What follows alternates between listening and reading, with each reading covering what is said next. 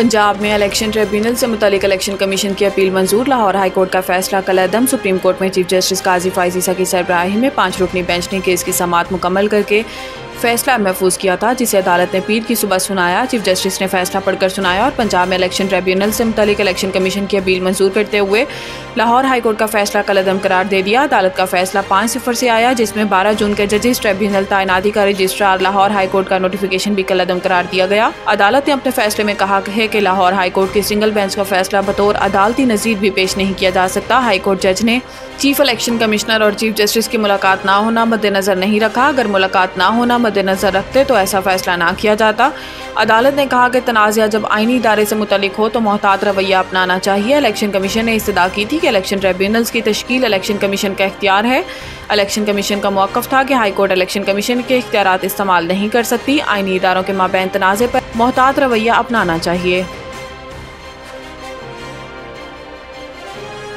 Justice Munib की article 63A case सुनने से माजरत। चीफ जस्टिस का खत को रिकॉर्ड का हिस्सा बनाने से इनकार। आर्टिकल 63A की तशरीह के फैसले में नजरसानी अपीलों पर समाअत सुप्रीम कोर्ट में शुरू हुई तो चीफ जस्टिस काजी फाइज ईसा, जस्टिस अमीनुद्दीन, जस्टिस जमाल मंदोखेल और जस्टिस मजहर आलम कमरा अदालत पहुंचे। ताहम जस्टिस मुनीब अख्तर कमरा अदालत में नहीं आए। चीफ जस्टिस काजी फाइज ईसा ने अटॉर्नी जनरल को रोस्टम पर बुला लिया और रिमार्क्स दिए कि केस के हवाले से लार्जर बेंच आज बना था। केस का फैसला माजी में 5 रुकनी बेंच ने सुनाया था। जस्टिस मुनीब अख्तर ने रजिस्ट्रार सुप्रीम कोर्ट को खत तहरीर कर दिया। दौरान समाअत चीफ जस्टिस काजी फाइज ईसा ने जस्टिस मुनीब अख्तर का खत पढ़कर सुनाया। जस्टिस मुनीब अख्तर ने अपने खत में लिखा कि मैं केस सुनने से माजरत नहीं कर रहा। एक बार बेंच बन चुका हो तो केस सुनने से माजरत सिर्फ अदालत में ही हो सकती है। सुप्रीम कोर्ट ने आर्टिकल 63A तशरीह के फैसले पर नजरसानी अपीलों पर समाअत कल सुबह 11:30 बजे तक मुलतवी कर दी।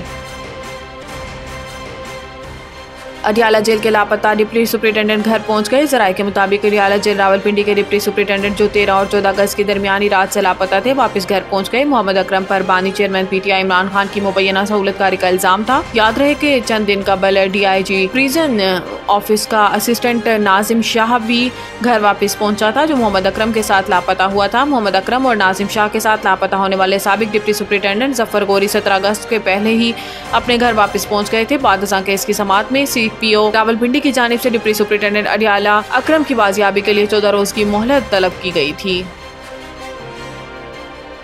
मारूफ इस्लामी स्कॉलर डॉक्टर जाकिर नाइक पाकिस्तान के दौरे पर इस्लामाबाद पहुंच गए। इस्लामाबाद के हवाई अड्डे पर एडिशनल सेक्रेटरी वजारत मजहबी अमूर सैयद डॉक्टर अताउर रहमान और पार्लिमानी सेक्रेटरी मजहबी अमूर शमशेर अली मिजारी ने मुअज़्ज़िज़ मेहमान का इस्तकबाल किया। डॉक्टर जाकिर नाइक हुकूमत पाकिस्तान की दावत पर पाकिस्तान आए हैं। वो कराची, लाहौर और इस्लामाबाद में मुख्तलिफ तकारीब से खिताब करेंगे और अहम मुल्की शख्सियात से मुलाकातें भी करेंगे। डॉक्टर जाकिर नाइक ने पाकिस्तान आने का ऐलान चंद रोज़ कबल अपने सोशल मीडिया अकाउंट के जरिए किया था, जिसमें इन्होंने बताया था कि हुकूमत पाकिस्तान की दावत पर मैं और शेख फारूक नाइक दौरा पाकिस्तान करेंगे। सोशल में वेबसाइट पर ऑफिशियल अकाउंट से जारी शेड्यूल के मुताबिक डॉक्टर जाकिर नाइक 5 और 6 अक्टूबर को कराची, 12 और 13 अक्टूबर को लाहौर, जबकि 19 और 20 अक्टूबर को इस्लामाबाद में खिताब करेंगे।